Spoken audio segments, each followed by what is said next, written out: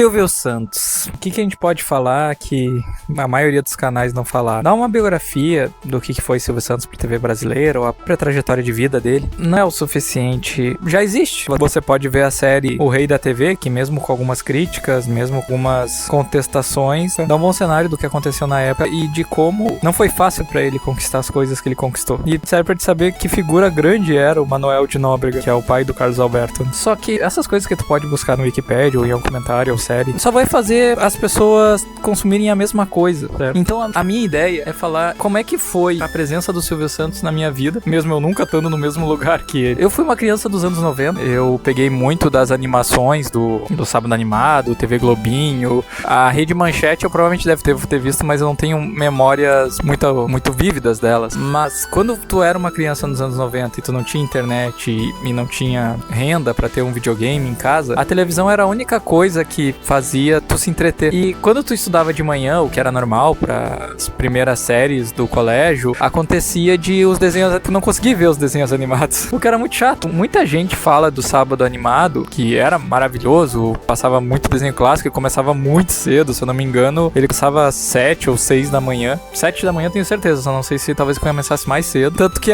uma das vinhetas dele é o gato abrindo a cortina, né, do sol raiando. Era muito bom começar. Meu ciclo social que eu conversava tem essa memória. Tô acordando, puxando, andando, arrastando o cobertor até a sala, ou até o quarto, ou até a cozinha, pra ver esses desenhos animados. Tu gostava, sabe? Era um período legal no teu dia, que como era sábado não tinha aula, então já ia começar muito bem. Mas não é só isso. O Sábado Animado foi importante, foi um marco na vida de um monte de pessoas, mas pra mim, o mais interessante do Silvio, da diretoria, que ele dava espaço, claro que não era... Eu lembro até uma vez que eu vi uma piada que ele tinha uma grade gigante assim na sala dele, com os horários ele ficava trocando tudo. Com certeza não deveria ser assim, ou pelo menos não deveria ser assim na maior parte do tempo. O que eu gostava dele era, definitivamente, dava espaço pro cenário infanto-juvenil, infantil. Um dos programas que mais me marcou, que foi o Disney Cruise, a TV Cruise, que serviu de inspiração pra nossa vinheta de abertura, ele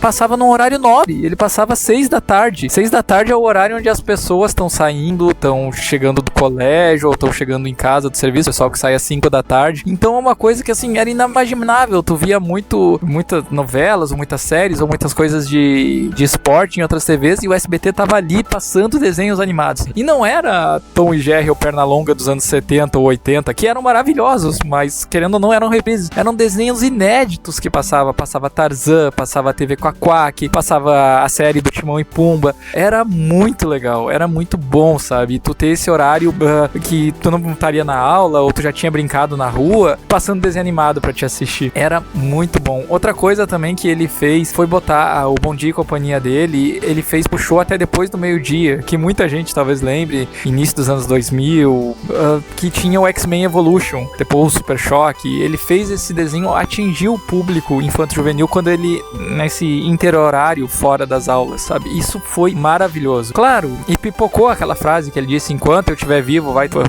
programação infantil. Eu vi uma das artes, eu vi dizendo que era uma entrevista da UOL.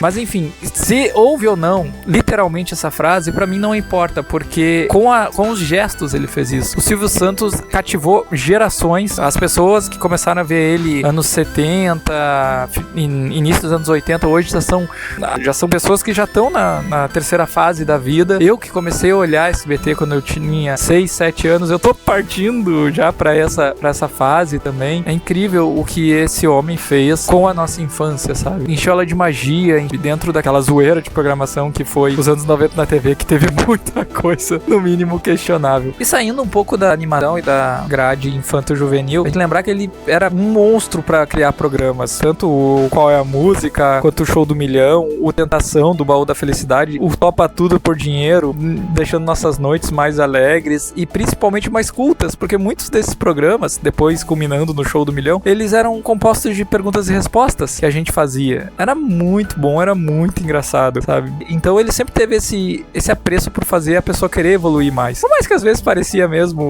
o fã brincando ali com todo mundo, mas a gente via que tinha essa preocupação, fazendo tanto os participantes quanto nós mesmos aprendermos mais coisas todos os dias. Mas foi muito bacana, assim, poder fazer parte dessa história, mesmo nunca tendo ficado perto do Silvio Santos, do Ratinho, do Gugu. Era tudo em São Paulo, né? Então a gente aqui no Rio Grande do Sul não tinha muito como fazer isso, mas ainda assim eu sinto que o SBT ele teve uma grande presença na minha vida. Então é óbvio que o Silvio Santos vai fazer uma baita de uma falta, mesmo ele estando há algum tempo já afastado, a presença dele sempre foi marcante, os jargões, então com ele se extingue uma era. Agradecemos por tudo que fez, Silvio Santos. Obrigado por fazer nossas vidas mais felizes e ensinado que, por mais que as pessoas possam se amontoar pro aviãozinho de dinheiro, ainda tem outras coisas que nos trazem felicidade.